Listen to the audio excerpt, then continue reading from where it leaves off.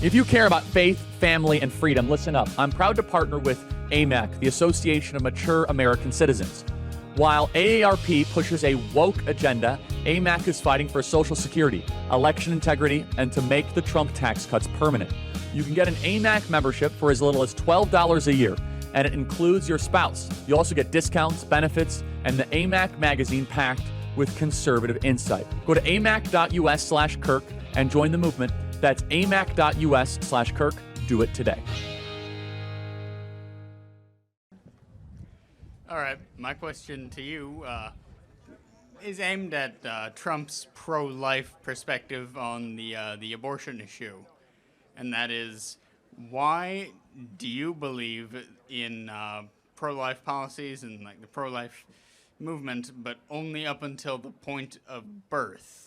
Why does pro-life not continue to extend past birth into the child's life and supporting free school lunches and extended maternal leave and adding to SNAP benefits to help reduce the number of children in poverty? And why do you support pro-life only until the child is born? Everything we support is pro-life. That's why we want more police on the streets so that crime goes down. We also want a border to make sure that when that kid grows up, they're actually part of a country. We want tax cuts so that those families can actually feed their kids. To those elements, though, I think there's something disturbing when we look to the government to feed our kids. Now, in necessary in times that, to feed kids, we should step in.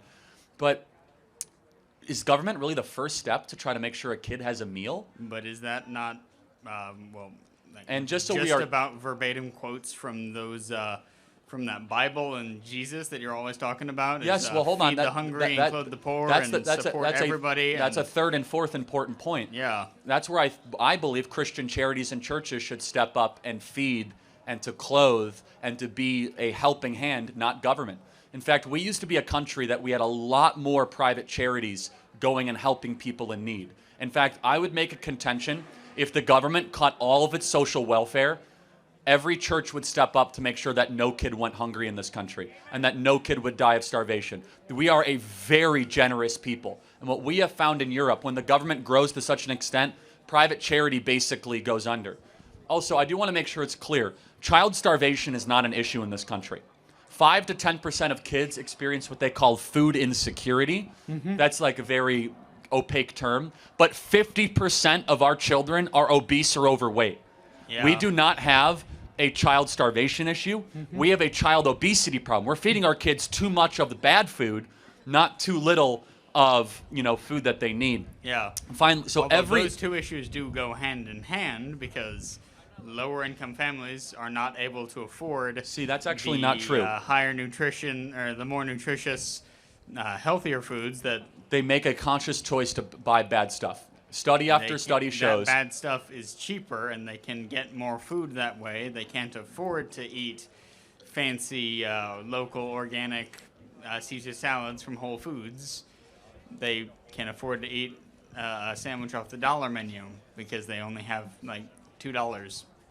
You're right. So again, study after study shows that that's actually not true, that lower income families actually prefer the worst food, and they've actually grown largely addicted to it. They become very glucose dependent. Mm-hmm. But anyway, to answer your question, we as pro-lifers, every public policy position we hold is pro-life. I'll give you another example. We want to end the Russian-Ukrainian war so that the sons and daughters of this nation don't get drafted into World War III against Russia.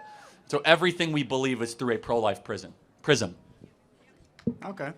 In that case, to that end, I mean, it's not so much of an opinion, but there are people in this country who do die every winter, die of exposure because they are homeless and shelters don't have enough room or capacity, and they haven't anywhere warm to sleep, and they die of exposure.